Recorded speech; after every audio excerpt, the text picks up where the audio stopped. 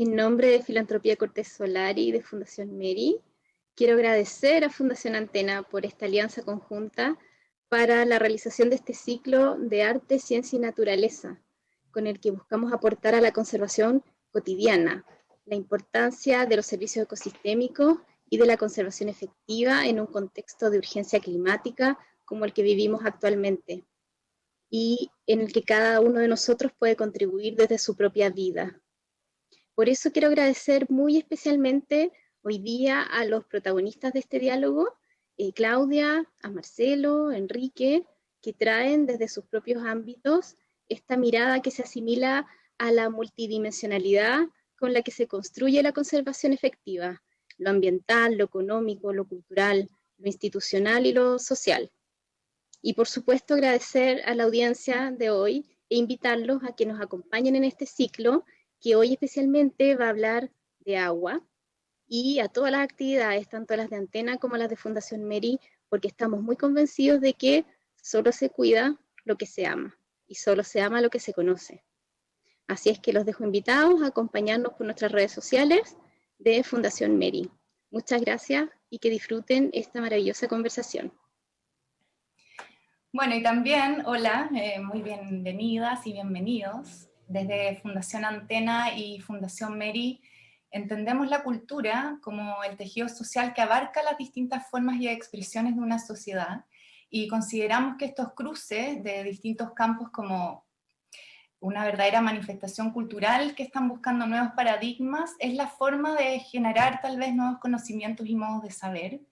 Y en ese contexto es que hoy día hemos reunido a un artista, a un científico y a un curador, lo cual nos parece clave a la hora de abordar preguntas y reflexiones en torno al tema que nos convoca hoy, que es el agua.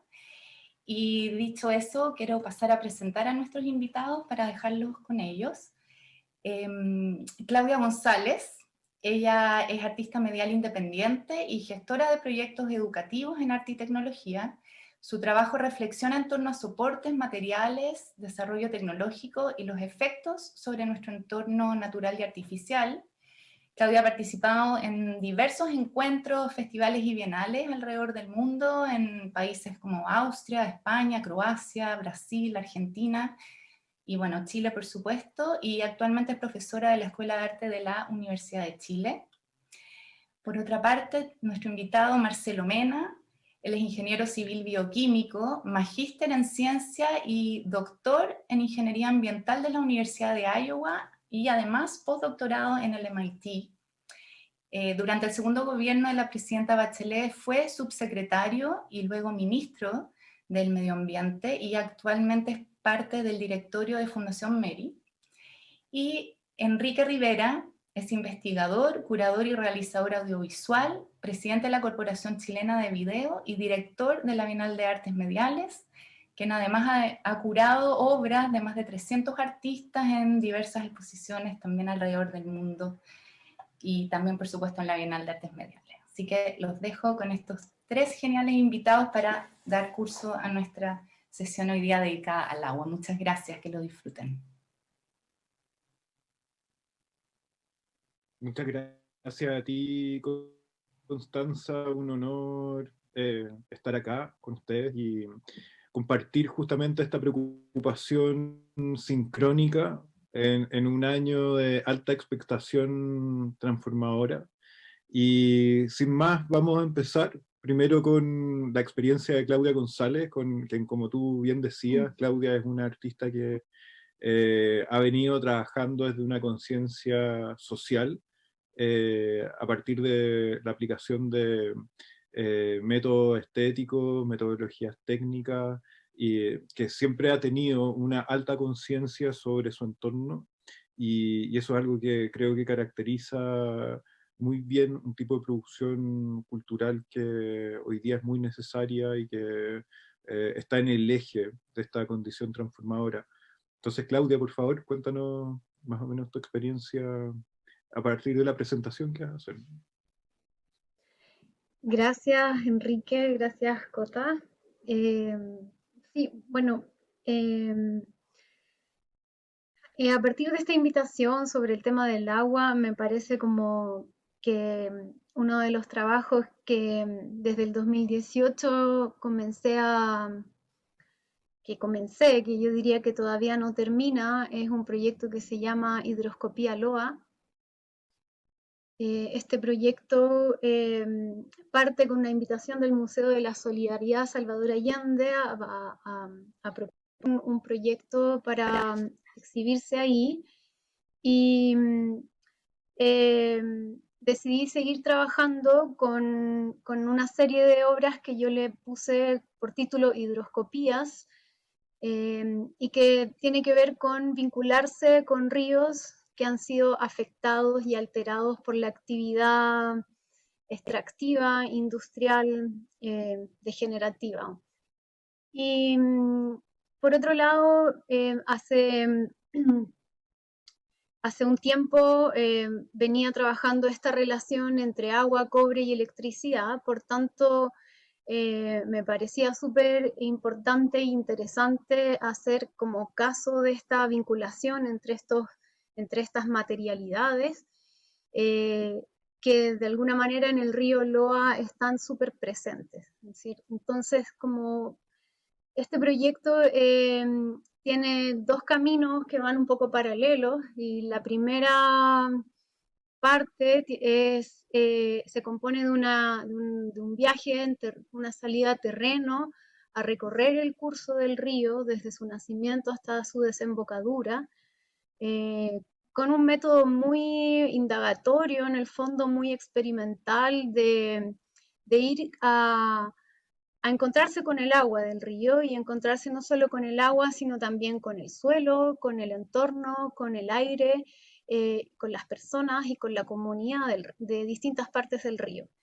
Y en ese encuentro, entonces, también generar un acercamiento hacia las comunidades que han sido afectadas por la extracción del agua, y también por la contaminación del agua.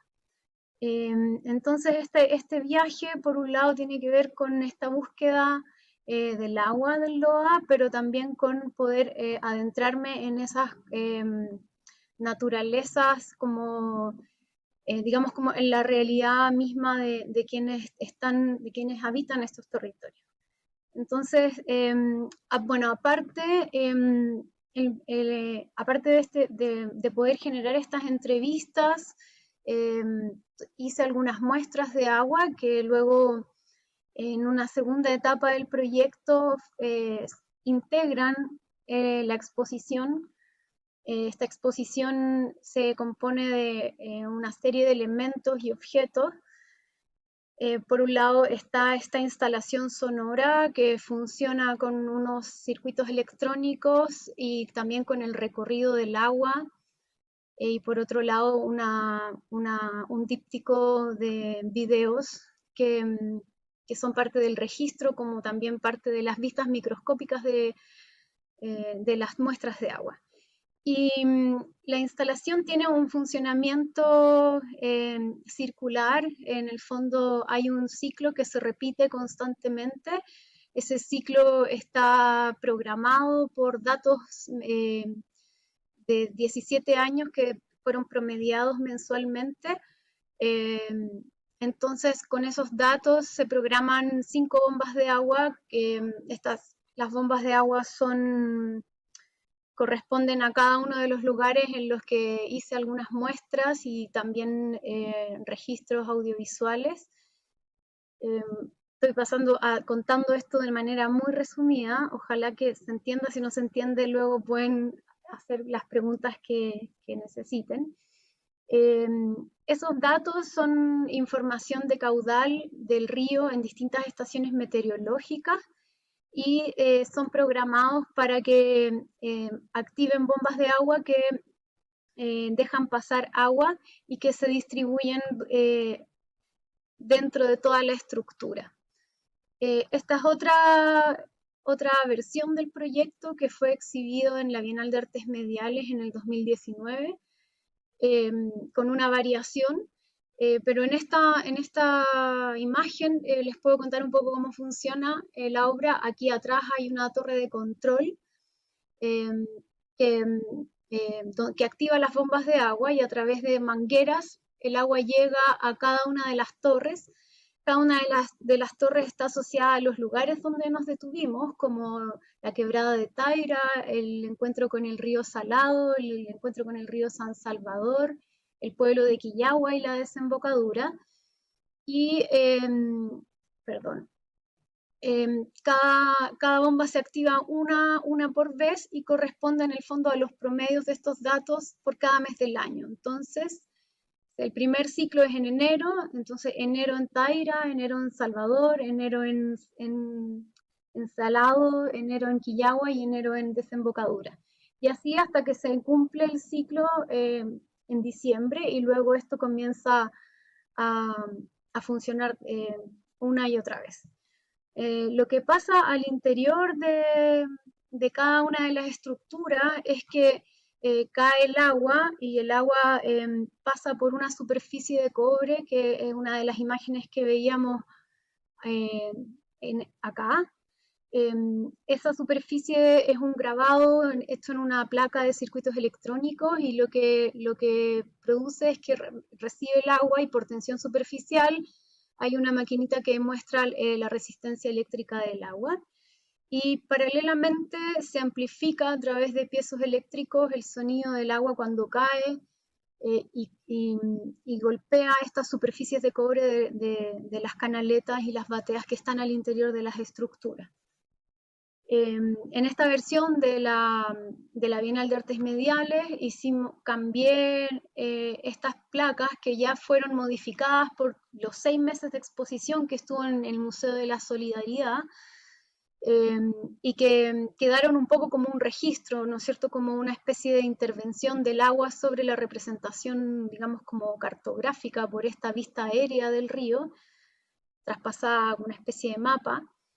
Y en su lugar puse esta muestra de mineral de cobre que digamos como que establecía como una relación directa entre el agua y cómo el agua pasa para procesar este material, ¿no es cierto? Como este pedazo de suelo.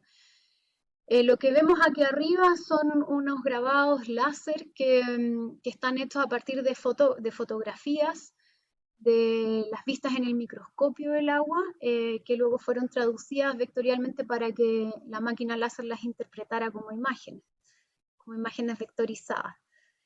Una cosa interesante que me gusta mucho hablar de este proyecto es que en el fondo la instalación, como tiene un funcionamiento, está ejerciendo una especie de performatividad que interviene finalmente y que produce ciertos resultados, como son estas piezas de las placas de cobre, que también va produciendo una especie como de paisaje, ¿no es cierto?, como de ciertas similitudes también con las vistas aéreas del desierto, cuando vemos los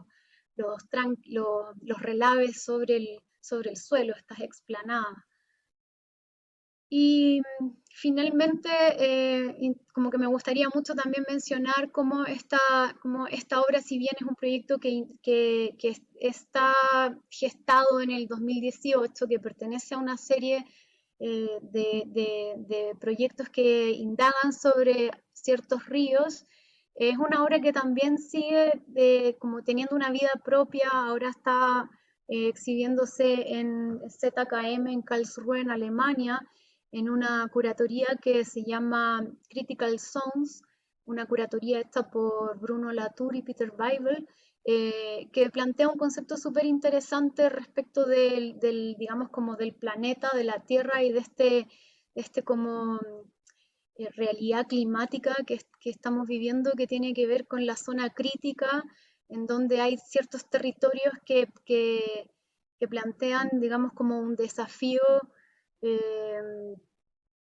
de cómo volver a mirar esta tierra, esta tierra que está, digamos, como este planeta que llamamos Tierra, cómo volver a mirarlo y cómo volver a leerlo desde esta nueva condición que presenta. Esto creo que estoy ahí con el tiempo. Cualquier cosa podemos profundizar después. Muchas gracias. Muchas gracias, Claudia. Yo tengo una pregunta inmediata que tal vez me gustaría que lo recalcaras, y es qué tipo de elementos encontraron en el agua también, porque tú hiciste análisis, ¿no? Mm, No, Muestreos del agua. análisis químico no hice, yo solamente miré el agua y encontré partículas, Eso.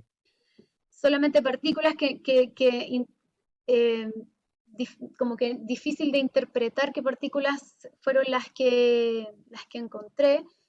Sin embargo, en los diálogos y en las conversaciones que tuvimos con algunos dirigentes de comunidades indígenas y de agricultores, ellos tenían conocimientos de los análisis del agua, sobre todo después de las contaminaciones como fatales para el pueblo de Quillagua, que encontraron en análisis hechos por universidades como arsénico, santato, boro.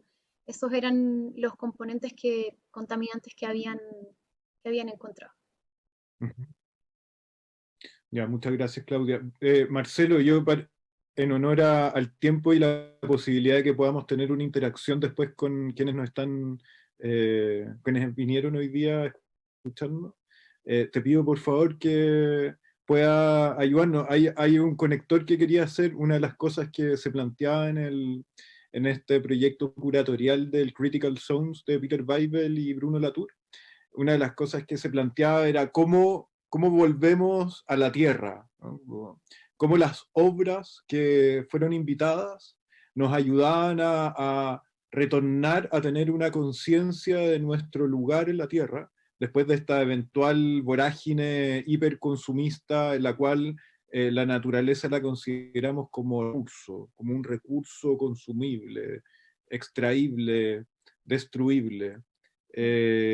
¿Cómo ha sido tu experiencia? Bueno, tú vas ahora también a presentarnos, pero creo que eso va a ser interesante también que podamos, desde tu mirada muy de la tierra, en el fondo, entendiendo que estás de frente al problema, eh, ¿cómo ha sido tu relación con el agua en la gestión científica y política que has desarrollado?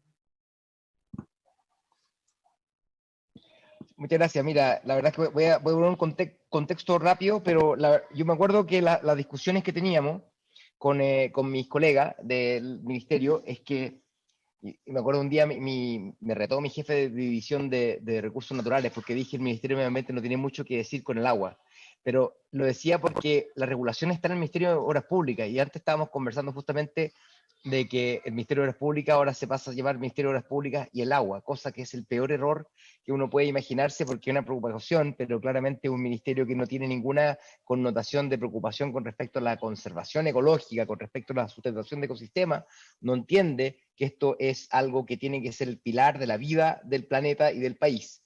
Y por lo mismo, voy a pasar que hoy día estamos en un tema de crisis climática que es brutal, que significa que aumentar el nivel del mar, nuestra relación con los ecosistemas costeros va a ser fundamental para que seamos más resilientes frente a eso. Estamos en tormentas que son cada vez más intensas, cada vez más fuertes. Gran parte de las tormentas más intensas que ha tenido el mundo han sido estos últimos 5 años, huracán María, etcétera. Y esto se encuentra con ciudades que son impermeables, que no evacúan el agua, que no son capaces de poder hacerse cargo. Y como hemos impermeabilizado y hemos destruido las raíces por las cuales se infiltraban, ¿no es cierto?, antes el agua, hoy día no encontramos con que se repongan las napas subterráneas, sino que más bien estemos constantemente minando el agua por un lado con sequía y por otro lado dejándola escurrir porque no fuimos capaces de poder infiltrarla. Y el tema de la acidificación de los océanos, y por cierto el tema de los migrantes climáticos, de los cuales va a haber mucho. Pero en la práctica nuestra relación con el agua también tiene que ver con una forma de incapacidad de poder respetar su rol. Y cuando tiramos agua servida al mar, cuando tiramos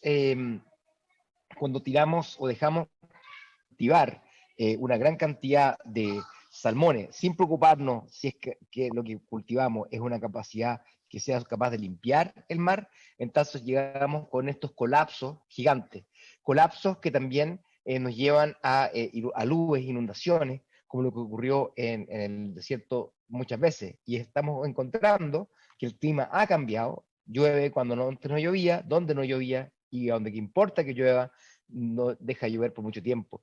Y lo que ha sido esta sequía ha sido tremenda, y si seguimos mirando incluso los números recientes, estamos muy atrasados con cuánta agua tenemos y cómo la gestionamos. Los incendios forestales, que son capaces de borrar décadas de captura de carbono en un incendio forestal, como fue los 700.000 hectáreas que se quemaron en el año 2017. Entonces, no es una exageración que Chile tiene un problema de escasez hídrica y gran parte del territorio vive en zonas de escasez. Y esto se está extendiendo cada vez más al sur, en donde ya hemos visto camiones y aljibes distribuyendo agua en zonas como el río, como la región de los lagos. Y si bien no en todas partes tenemos este hídrico, gran parte, hay regiones de Chile que tienen un estrés severo, de los más altos del mundo, estamos hablando de los top 10 del mundo, con respecto al tema del agua. Y si miramos cómo han sido los flujos hacia adelante, entendiendo solamente recientemente que gran parte de ríos como la Concagua, el Maipo, del agua que venía del río Aconcagua y el Maipo, viene de los glaciares, tenemos que empezar a preocuparnos qué va a pasar con esos glaciares cuando retrocedan, porque son los únicos bastiones de almacenamiento gratuito de agua que tenemos en esta zona. Y ya vieron, acá hay unas gráficas que cuánto ha bajado el caudal de los ríos.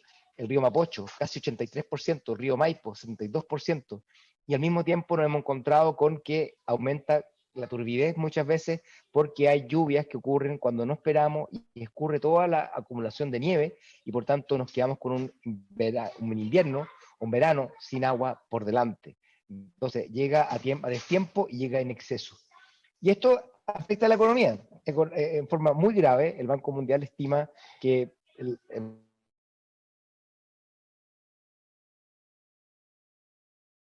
una pandemia causó una pérdida de PIB de 5% para el país este último año. Bueno, estas son pandemias que están ocurriendo todos los años por la escasez hídrica.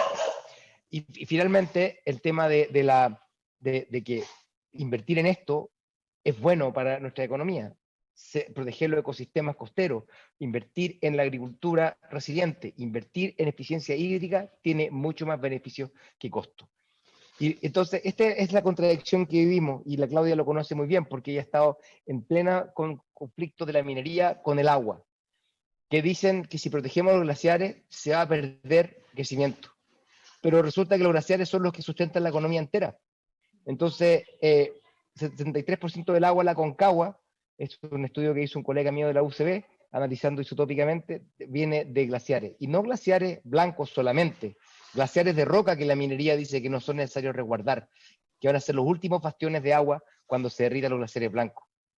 Y si queremos ponerle valor, pongámosle valor, pues, mucho más de lo que entrega la minería, y lo hace gratis, simplemente no destruyéndolo. Y esta crisis que estamos viviendo tiene también mucho que ver con un cambio de la faz de la Tierra en forma profunda e inédita. Porque si miramos, ¿qué es lo salvaje de este planeta? En mamíferos, solamente 4% de los mamíferos terrestres son salvajes. 96% de los mamíferos terrestres son los seres humanos o cosas que comemos.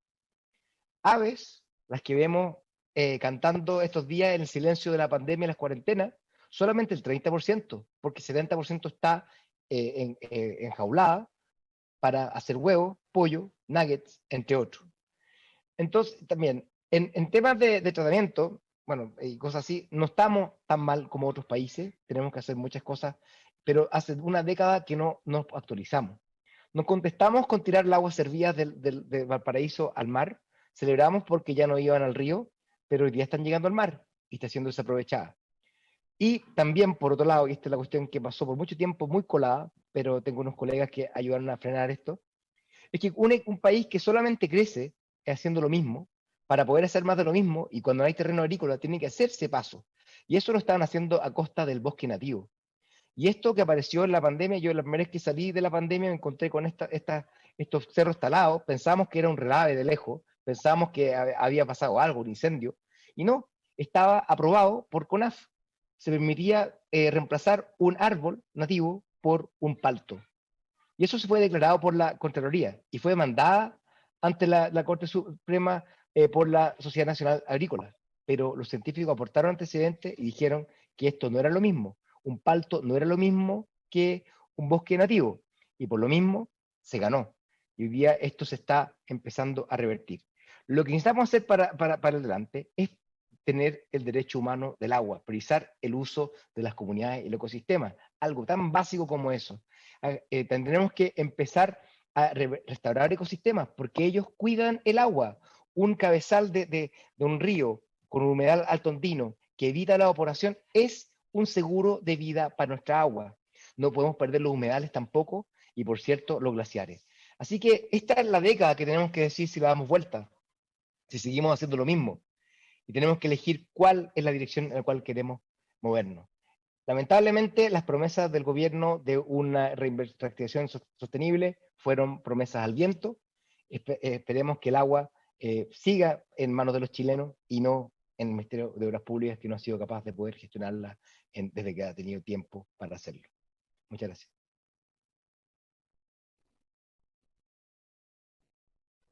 Sin aliento nos deja Marcelo, como en una... pero con mucha energía para activar. Yo, algo que estuve leyendo hace poquito a propósito de la relación del Estado y el agua, es que el 9 de octubre del 2019 se creó la Mesa Nacional del Agua. Y me sorprendió, bueno, habían 26 integrantes de diferentes ministerios, habían solamente 3 mujeres, cultura no estaba, ¿no? Entonces quiero hacer, y es mi deber también, quiero hacer la conexión entre Claudia y tú, entre los relatos, las narrativas que levantan cada uno. Claudia desde una narrativa y un relato que tiene una connotación estética basada en elementos técnicos y que está contando esa historia, la historia del agua de una forma. Y por otro lado, tú, Marcelo, que nos estás contando justamente como una serie de aspectos que tienen que ver con lo contractual, con lo político, con lo económico. Me acordaba, por ejemplo, de conversaciones que habíamos tenido a propósito de cómo solucionar el problema de la caza de ballenas, ¿no? Y era poniéndole un precio a la ballena, que fuera tan caro cazar una ballena que no fuera rentable económicamente, ¿no? Es interesante cómo tendemos a economizar las cosas en el fondo y a otorgarles un valor porque como que solucionamos el capitalismo con más capitalismo, ¿no? Con más valor, ¿no? En Chile tenemos una historia con respecto a la privatización del agua que es, digamos, pionera, laboratorio a nivel global, ¿no? Y ahí hay un contraste muy interesante. Estaba leyendo también a propósito de eso. La privatización de las fuentes de agua en Chile data de la dictadura de Augusto Pinochet. La Constitución de 1980 consagró la propiedad privada del agua. Esto se mantuvo, incluso se profundizó después de la transición democrática, ya que también se privatizó el saneamiento. El proceso de privatización de las sanitarias se inició en 1998 durante el gobierno de Eduardo Frei. Hoy día Chile paga las tarifas más altas de América Latina para consumir agua potable. Esto es una entrevista que le hacen a Mondaca de Moa Tima, y justamente relata, y él está desarrollando justamente a propósito de lo que relataste recién con las plantaciones de palto, una lucha en contra justamente de ese uso discriminado del agua, donde hay plantaciones en un sector y por otro lado hay gente que no tiene acceso al agua para poder lavarse las manos en este contexto de crisis sanitaria, ¿no? Eso nos pone en un dilema moral, pero a la vez también en una condición muy interesante en torno a la oportunidad que existe en la nueva constitución para instalar la discusión sobre el agua con fuerza. Ahí les pregunto ¿qué opinan de eso? ¿Cómo abordan desde un punto de vista cultural y desde un punto de vista científico, técnico, político, la integración del agua como una discusión constitucional?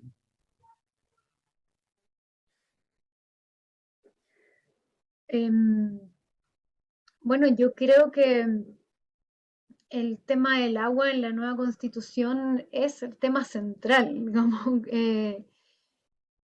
El agua como que permea todas las capas sociales, entonces si no se pone atención a otorgarle un derecho eh, al agua como así también un derecho a la naturaleza, creo que estamos como súper perdidos.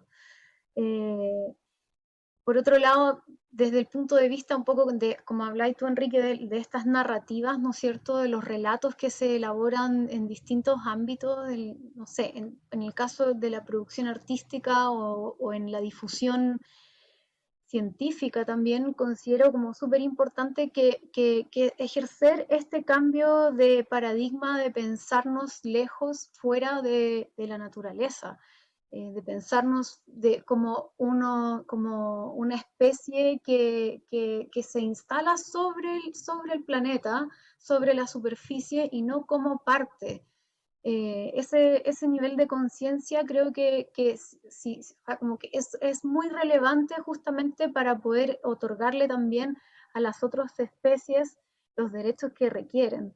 Y en ese sentido, pensar el agua como, como un sujeto de derechos y no como un recurso. Cuando hablamos del recurso del agua, estamos cosificándola, estamos hablando como un recurso transable. Me parece que también eso es como, si bien es importante tratar el agua en la nueva constitución, también es súper importante también empezar a hablar de otra manera. Gracias, Claudia. Por mi lado, Marcelo. sí, mira, por mi lado, yo trato de siempre ser objetivo en el tema del agua, en el sentido de que, por ejemplo, estamos claros que Chile es uno de los pocos países que tiene ese nivel de privatización en el derecho y sus derechos perpetuos. Y la misma OCDE dijo, ustedes tienen que cambiar su forma de asignar derechos, no tiene sentido que sean ad eternum, y que tampoco tengan el sentido básico de sustentar a privilegiar el consumo humano y privilegiar los ecosistemas y después empezar a repartir. Y eso requiere una reforma constitucional, requiere que el derecho sea consagrado constitucionalmente. Quien metió el agua a la constitución de Pinochet fue Pinochet, no fue Mundaca. Entonces, por lo tanto, es fundamental abordarlo en este proceso constitucional y va a ser uno de los temas y las pruebas de blancura más potentes que hay de cuáles son los intereses que tú quieres resguardar. Y por lo tanto, nosotros hicimos un decálogo del constituyente verde con varios académicos que están reciclando la política y pueden ver quiénes han comprometido a esto y otros temas ambientales dentro de la constitución verde. Pero por otro lado, por muy ambientalista que yo sea, acá tengo también presente de que el tema de la privatización del agua para el agua potable es más caro porque es el único lugar donde se puede tomar en toda Latinoamérica y el único lugar que tiene tratamiento de aguas completo y eso cuesta plata. Entonces, por lo tanto, si uno mira y compara con países desarrollados que tienen el mismo estándar de calidad de agua, yo trabajé en Estados Unidos y en otros lados, he estado en México, en varios lugares de Latinoamérica en mi vida profesional, no hay ningún lugar que se compare a Chile, y por lo tanto, esa cosa es una buena tradición que tenemos. Y por lo tanto, debemos regularla mejor, tenemos que no dormirnos los laureles, verdad, pero ¿está malo el sistema de agua potable en Chile? Yo diría que no, porque incluso fuimos capaces de poder anticiparnos a lo que pasó recientemente. Díganme qué país en el mundo puede sobrevivir una lluvia torrencial y tener almacenado 4 días de agua como estuvimos nosotros en Santiago. Entonces, vaso medio lleno es ese, vaso medio vacío, tienen que soltar el agua, el MOP.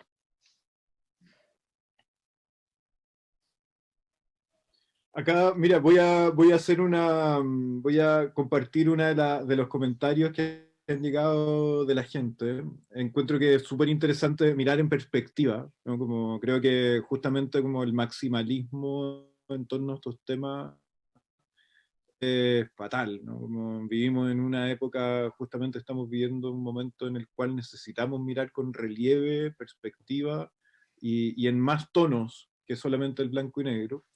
Y justamente creo que eso es lo que admiro en el trabajo que ha desarrollado Claudia, a lo largo, porque conozco su trabajo hace muchos, muchos años y creo que hay una inspiración en Humboldt, ¿no? En esta idea de alguien que viaja, que explora, que recorre, que expande sus límites y que a partir de la compilación de información y de datos va generando una condición que hoy día es fundamental y es la capacidad de discernir.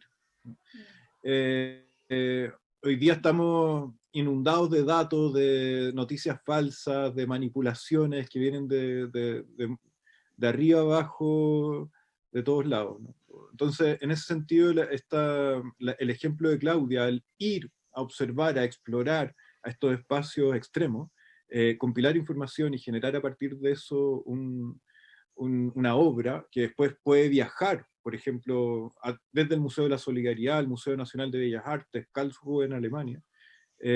Hay ahí una pregunta que se relaciona justamente con esta idea del artivismo, ¿no? Te preguntan, Claudia, a la hora de abordar temas ecopolíticos desde tu trabajo, ¿qué piensas del concepto de artivismo? El artista como activista, en el fondo. Me imagino que se referirá a eso. Sí, de todas Em, maneras. eh, es que yo creo que un poco como uno toma decisiones, como que se casa con ciertas posturas o como con ciertas ideologías, entonces sí, pues yo, o sea, si bien yo no hablo, no me menciono a mí misma como una artista activista, sí estoy en temáticas que desde el activismo me interesan y me mueven profundamente.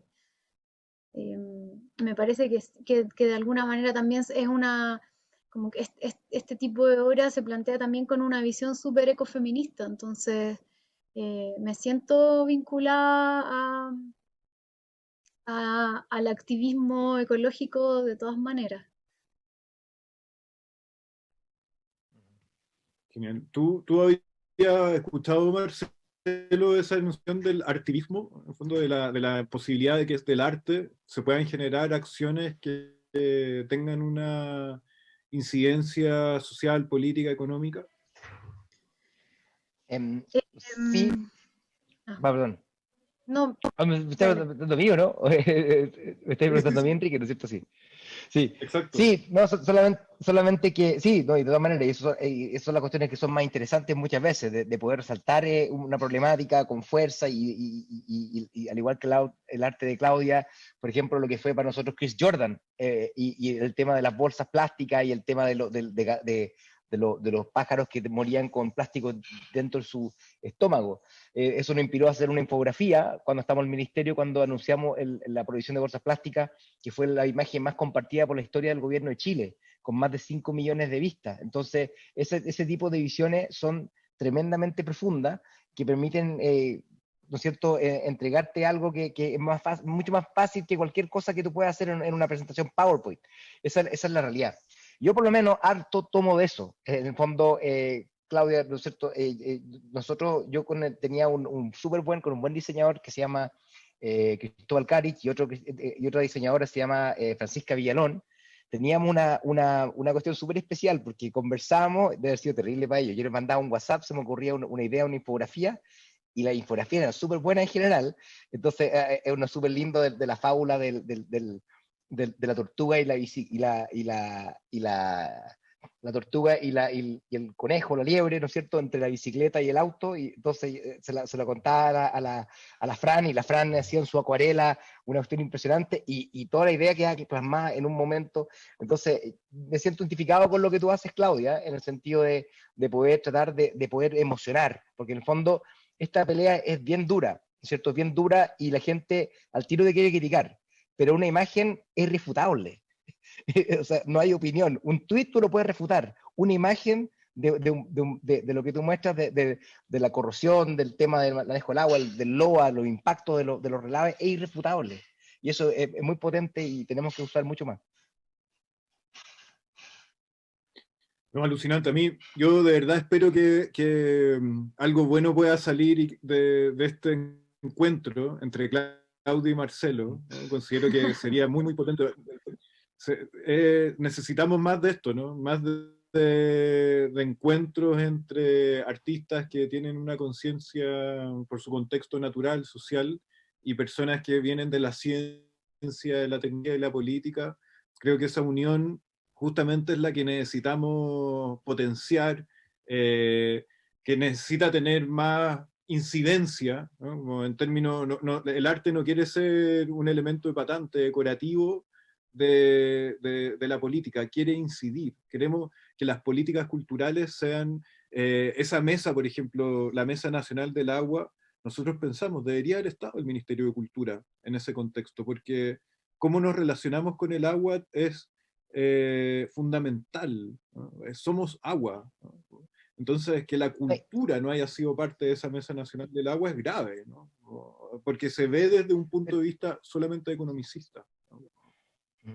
Oye, un punto que quería comentar y resaltar con respecto a eso, porque esa imagen que fue un poquito antes del estallido. Eso un poquito, fue estas cositas que iban ocurriendo, que tú mirás la imagen y las fotos de los 16 hombres con el presidente, y tú sacas a 16 personas, y que te saque 16 hombres es como el chance en 1 en 100.000, entonces o es muy sortudo el presidente está rodeado de puros hombres, o hay un sesgo tremendo en eso. ¿Cuál es el problema de eso en general, Enrique? Para no politizar tanto, pero tiene que ver con que cuando tú te rodeas de gente que piensa como tú, que tiene tus mismas vivencias, te reafirma. Y está demostrado. Yo estaba en el Banco Mundial y una vez vino un señor de organizacional y nos demostró que los equipos diversos tensionan, pero no tienen la falla de los equipos poco diversos. Los equipos poco diversos son más rápidos para llegar de acuerdo y son los que se equivocan más y lo que le cuesta menos, más reconocerlo. Entonces, las tres cosas son lo que vemos a día de las fallas de las políticas públicas. La falta de escuchar al otro es el problema. Entonces, por lo tanto, yo creo que la cultura siempre tiene que estar presente, y nuestra cultura también, como tal, también tiene que ser escuchada dentro de las decisiones que no ocurren, lamentablemente, siempre pensando en Manhattan, en las tres comunas. Sí, Marcelo, yo quiero hacer esta última pregunta y después les voy a pedir que cada uno pueda desarrollar, cerrar en el fondo, que ya estamos llegando al final. Me interesa mucho lo que estabas diciendo, Marcelo, en torno justamente a eso. O sea, yo creo que los directorios de todas las empresas deberían tener gente que venga de la filosofía, de la sociología, del arte, ¿no? Porque ese equilibrio es fundamental. Hay una pregunta que es más técnica y preguntan desde el público si conoces iniciativas científicas sobre potabilización del agua marina o desalinización Sí, del agua. ese va a ser un temazo, y solamente yo creo que porque eso requiere diálogo, ¿ya? El lunes pasado, en otro evento Mary, le preguntamos a Sylvia Earle qué pensaba, que una de las conservacionistas más conocidas del océano, qué pensaba de la potabilización del agua, de la desalinización del agua.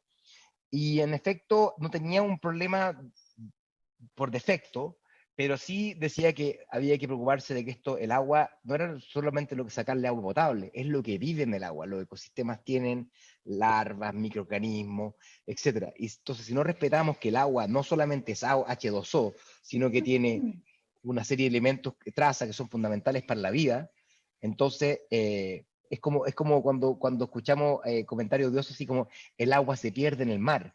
El agua no se pierde en el mar. Hay cosas que llegan al mar que son fundamentales para los ciclos biológicos. Entonces, esas cosas yo creo que son necesarias para esta discusión con respecto a la desalinización. Tenemos que hacernos preguntas difíciles, porque si pensamos que va a haber una panacea siempre, vamos a cometer los mismos errores siempre. Eso es mi comentario con respecto. No creo que sea 100% malo, ni tampoco 100% bueno. Y si no hay agua, es lo único que queda. ¿Qué opina de eso, querida Claudia? Estoy súper de acuerdo. Sí, yo también me parece súper importante entender justamente que no se trata, o sea, tenemos que mirar en capas, ¿no? Y creo que justamente la obra de Claudia lo que nos permite es como separar, mirar, levantar y poner en perspectiva, ¿no? Creo que ese también es uno de de las grandes potencias del arte y la cultura con respecto a esta posibilidad de utilizar la cultura como un instrumento de precisión para volver a poner los pies en la tierra, básicamente, salirnos de esta situación egocéntrica, eh, antropocéntrica, y bueno, para terminar, vamos a invocar, siempre hacemos esta invocación, ¿no? Creo que es importante invocar justamente a Violeta Parra, quien nos regaló una canción sobre el agua que después les voy a pedir a todos que la busquen. Después cuando salgan de esta charla, vayan y busquen una canción que se llama Miren cómo corre el agua. Y ella escribe: miren cómo corre el agua batallando por la arena. Así batalla mi amor cuando le ponen cadenas. Miren cómo se lleva la arena al río. Así se va llevando tu amor el mío. Tu amor el mío, ahí sí. Tu amor me mata. Tu amor me ha puesto preso. Tu amor me saca. Córrela que se va a la libertad. Búsquenla. Es hermosa la canción. Otra cosa que pasó antes del estallido y justo después de lo que decías de la creación de la Mesa Nacional del Agua. Explotó la matriz de agua en Providencia, justo al frente del Museo de los Tajamares. El día siguiente ocurrió el estallido social en Chile. Fue como una especie de antelación de esa liberación de la presión, ¿no? La presión que estaba contenida y que se liberó y volvió a tomar su rumbo, ¿no? El agua que alguna vez corrió el río Mapocho, que alguna vez corrió por el centro de Santiago, por donde hoy día está la Alameda, por esa explosión de agua volvió a su curso, tal vez artificialmente y por muy poquito rato, pero esa es la lección, siempre vuelve a su cauce natural. Así que bueno, muchas gracias por esta excelente conversación, por esta esperanzadora conversación, que esperamos justamente puedan ustedes, Marcelo, Claudia, seguir colaborando y desarrollar a partir de esto muchas acciones en conjunto. Les quiero recordar que el próximo... Perdón, Marcelo. No, solamente quería decir que ojalá que me pueda encontrar en persona con Claudia y veamos, y que me encantaría ver tu obra. Debe ser impresionante, impactante en persona, porque ya lo era a través de la... Lo es. Bueno, sí, voy ojalá haya a un momento, recordarle, gracias. sí, que podamos volver a los museos, que eso es, los hemos estado ahí batallando hay que por ponerlo, ser hay que espacios ponerlo de dentro de un generación mall. Hay que ponerlo dentro de un mall y ahí funciona el tiro. Hay que infiltrarse en todos lados, Marcelo. Yo creo que esa es la clave. Hay que estar en todos los lugares. El próximo jueves 25 de marzo a las 7:30 va a haber otra charla que se llama Hablemos sobre ecosistemas y conservación, donde van a estar invitados Pablo Hermansen, que es del proyecto Cosmopolíticas, Isabel Benque, zoóloga, primatóloga y antropóloga, Eduardo Pavés, presidente de la Unión de Ornitólogos de Chile y fundador del Centro de Rehabilitación de Aves Rapaces. Los esperamos en este mismo espacio. Muchas gracias. Ya, pues. Gracias. Chao. Chao. Ya lo vemos, suerte. Hasta luego.